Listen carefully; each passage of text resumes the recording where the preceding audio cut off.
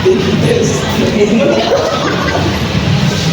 everyone. So, we are the second set of reporters. I am RJ Calanda Estera, accompanied by Ms. Apple Escarrera. And our topic is all about Article 4, the teacher and the profession. Article 11, the teacher as a person. And lastly, Article 10, the teacher and business. So before we go into our discussion, so considering the knowledge that you already have, I know that you already know about my topic. So please write the word that you can associate with the word teachers and study. So mag-sign na sa likod. Jacob.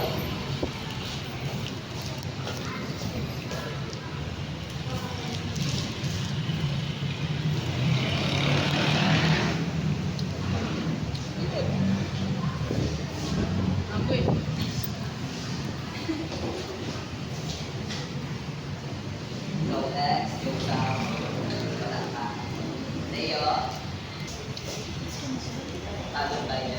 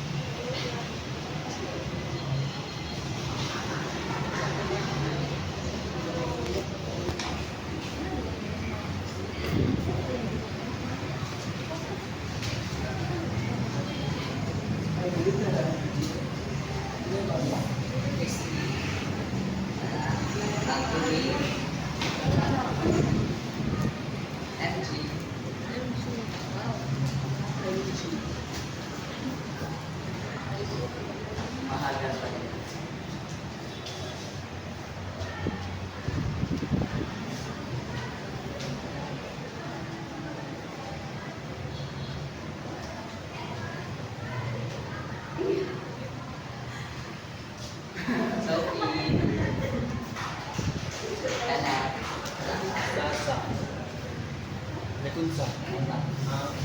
Buah. Right? The word that you take your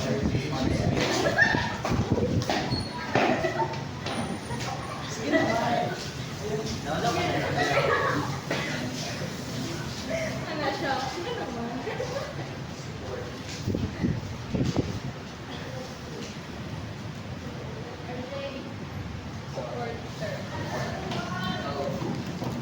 I'm saying that Parents, the parents. Like, responsibility mo muna. Teachers as well, the parents. Being parents. Protector.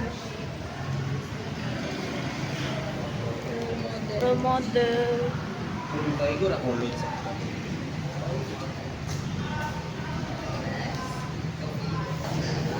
Pia. Protector. Protector. Yeah.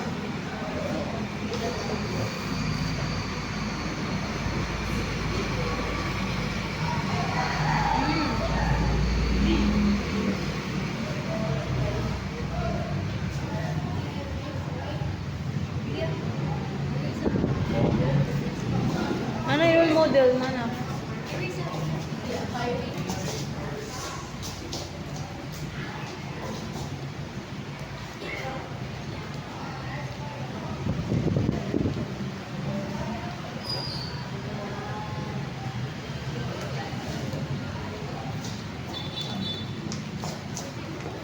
Takbo daw.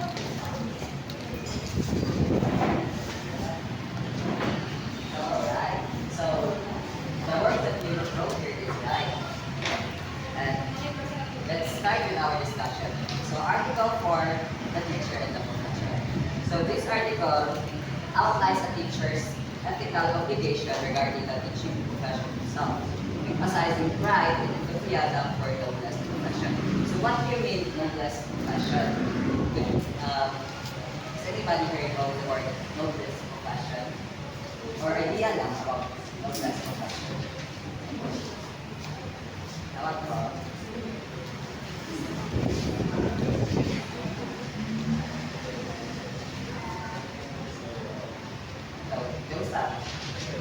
you have an idea about noblest profession? Do you have an idea about what noblest profession? Noblesse possession. Profession. Yeah. The word noble.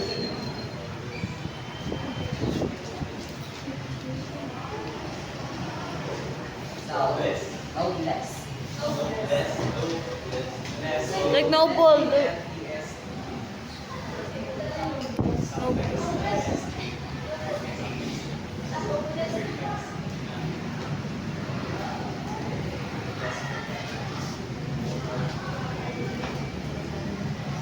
Wala.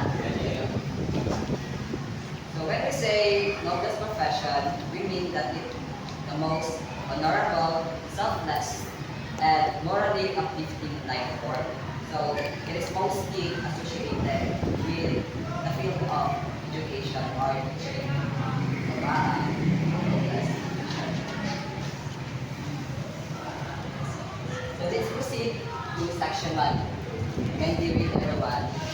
Every teacher shall actively help ensure that teaching is the noblest profession, and shall manifest genuine enthusiasm and pride in teaching as a noble calling. So, in section 1, it means that teachers should promote teaching as a noble calling. So, teachers must show that they believe teaching is an honorable, important profession. So, that means demonstrating pride, enthusiasm, and respect for the work. Not just saying it, but modeling it in attitude and behavior. So,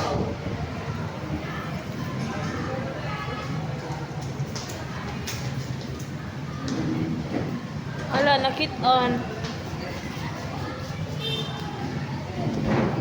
So, mga kami kaingin din na. So, dapat, di rin kami ingon nga, ang teaching is a noblest profession. Dapat, ano ka ang practice.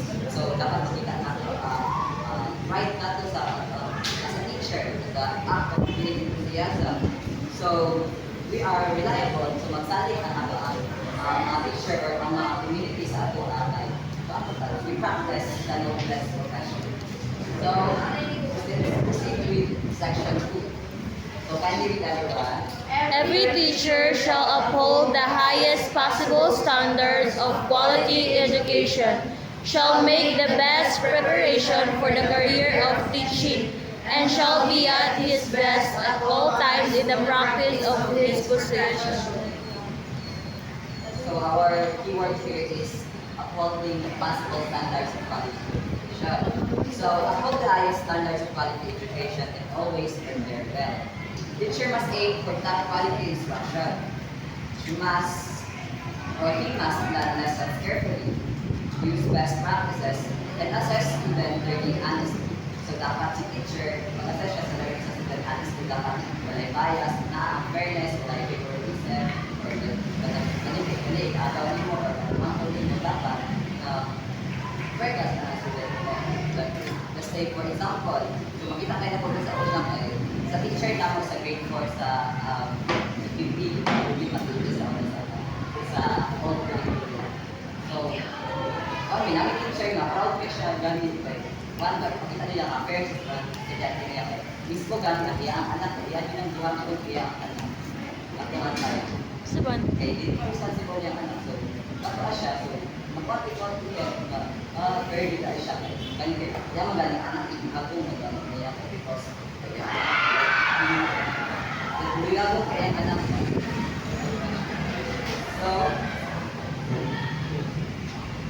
So why it is matter nga dapat mag-hold o high standard of quality education.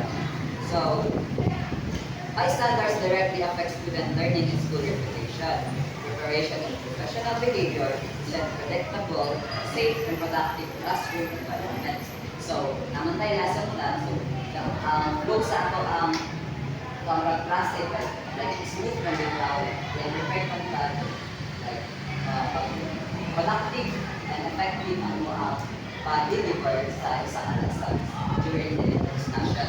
And let us proceed to section 3, kindly everyone.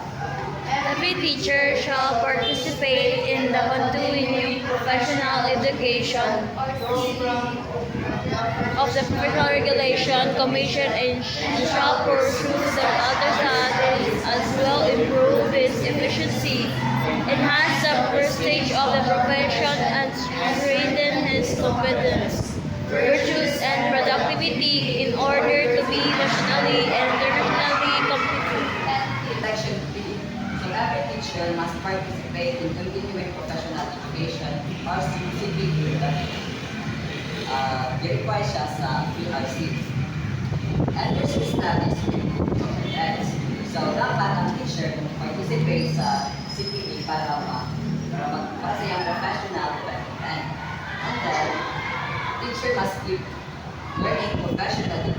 The article explicitly mentions participation in PCPE program. So, kaning article ay na-mention PCPE program in order na si teacher na ay professional development. So, why it matters? Munong si teacher participate man sa continuing professional development ay education rather. Do you think? So, it matters because the world in teaching methods change constantly. So, iba bago man, example, tayo bago curriculum. Visit sa webpage, so dapat para ma-updated ka mo. Ano po na continuing professional education? Sa university.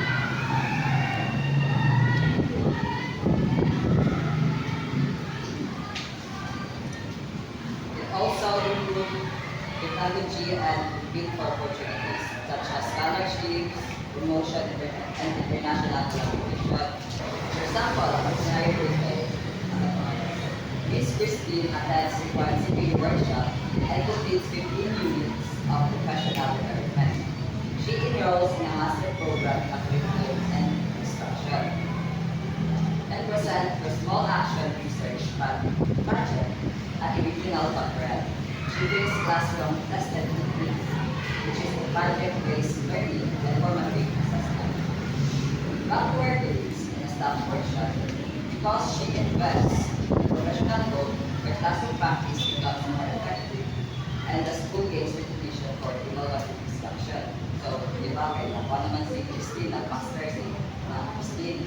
So, like, naka-impact yun ito kaayo ang kanilang giving professional education para mas ma-deliver nyo ang lesson effectively and productivity siya sa profession. And then, proceeding section 4.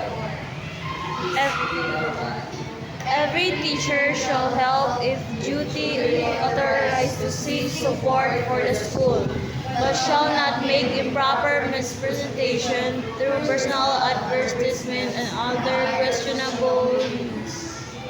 In section 4, seek authorized support for the school but avoid improper misrepresentation. So, ikaw ang teacher, kailangan ko ang support, dapat, or sa communities, dapat din mo like, represent ang pangalan sa school. For example, mag-solicit, may anak, like, wala diagram for personal purposes sa device, dapat din sa this representation na madawat ang reputation sa school na ito ang pinagawa. Teacher may help raise funds, build partnerships, or promote the school when they are authorized to do so, but not use dishonest, exaggerated, or personal advertising that misleads people or exploits the school's name or private gains. So, baka kung binigay ng example, so dapat yung teacher, if magkuhan ng galing sa nag-raise siya of funds, dapat maka-benefit kaya ang school or ang class itself nga sa iya wala yung abot o kaya like siya ka personal purposes niya dapat hindi siya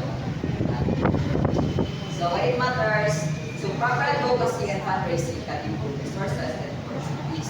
However, mispresentation or false claims about accreditation results or services, diverting funds into private accounts or manipulative marketing that harms the school's grasp and can be unethical or illegal. So, mapangulin ko nila. Sampan manggaling sa teacher kayo sa solicit or fundraising para na tayo sa ang personal interest or nagpapang gani siya na-propose mo yan sa project na para na sa school or sa kaya ang point na itrapot na din ay so may malang po makuhaan na like other na business na support sa school mawala na ang klase hindi na sila mo financially wala yun sa school kaya lagi makakala sila ang part na kurakot na yun sa teacher so lastly is section 5 this is everyone Every stroke lives the teaching profession in a manner makes it a dignified means for earning a decent living. So section 5, so teacher must use the profession in a dignified way to earn a decent living. Teachers are entitled to earn living, but they should do so in ways that preserve the dignity of the profession. That means avoiding activities that demean teachers or exploit students, and choosing extra work that is ethical, legal, and consistent with professional standards. So, teacher must use her income influence public perception. Example, si teacher, nakamay ka lang teacher yung nag-study bitaw, example, na mag-tutor bitaw. Nag-tutor sa kanang. Like, paano na, part-time job na pa. So, isang pa dito, muna sa school na ito, dapat, kaya di ba naman na range ang like, parang ganito sa mga hindi na natin very ang so, dapat, hindi ka siya parang overprice na hihil. Like, parang siya yung exam ka sa sweldo na ito, takong bayo na nakakapay na school, dapat, dapat isentro yung siya sa iya trabaho sa pag-part-time na siya. Hindi ko lang siya sa private na hindi pa siya dapat mag-maintain niya ang iyang image itself na kung siya ang dignity ikaw dahil ka. So, about sa article 5, the nature of the profession. Ano? Section 4 consequences kuhan sa initiatives with kuhan na po silang discipline kapag nilang budget sa school at sila initiatives sa loob ng for example sa teacher ano ba doon? Basta yung mabuhang na consequence sa initiatives at sigurado ang budget nila sa school sa teacher alone ba o sa one member mo sa office sa principal sila ang buwan naman. So, wala. So, di ba na work sa accountability? So, isa ka like sa mag-investigate ako nga, kanay ang kanang nangulo. Okay? Example, sa mga setting, example, sa teacher, ay ang ang titingin nila ng pan kung sa room. Pero sa nila, yang girakot. So, if kailangan proven siya, okay siya, ang tamang lisensya. So, dapat sa action. So, let's proceed. Wala na rin. Na. So, let's go to the other article. Article 11, the teacher as a person. So, Article 11, the teacher as a person. So, Article 11 describes the personal character and moral conduct expected of teachers.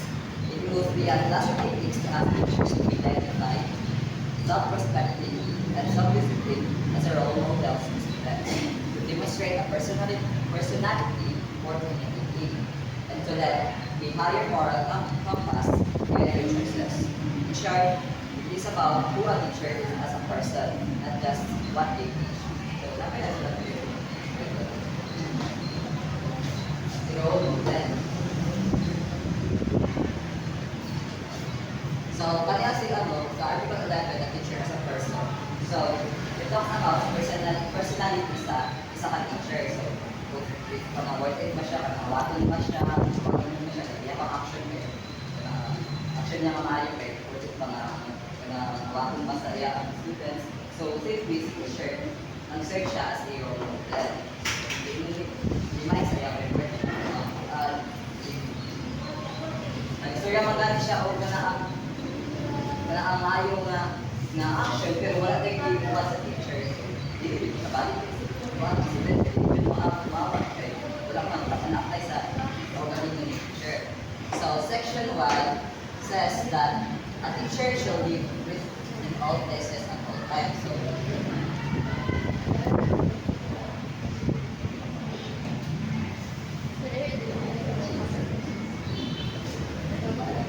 a teacher shall live with dignity in all places at all times. So dapat si teacher sa nila kung nagawas nila siya iwas na sa dapat ba niya kunyari ako niya kunyari ang dignity. For example, si teacher kay ako makita sa bar ikaw at all times.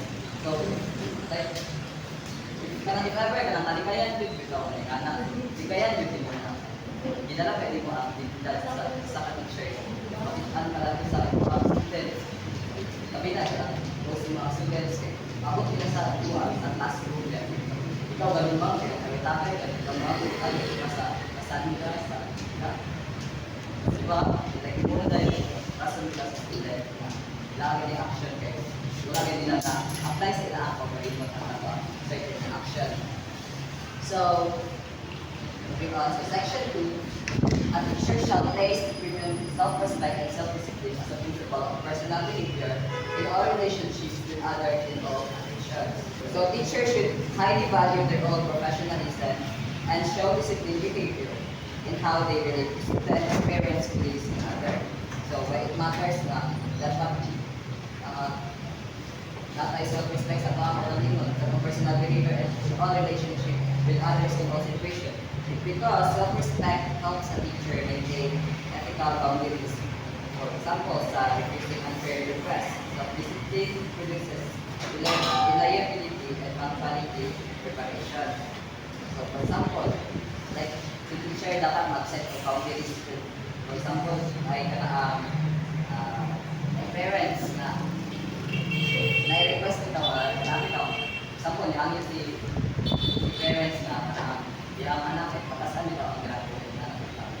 So, dapat mag-set si teacher yung boundaries. Then, di ba kaya si teacher dapat ayat mo yung quality na kanang very fast ka na student. Makalikay ka na because kay naman may boundaries sa mga parents dapat. If parents na sila sa student, hindi nila negotiate din tayo kay why mo ka na gagawin mga parents sa mga estudyante, di ba? Section 3 I think section 3 kay siya ako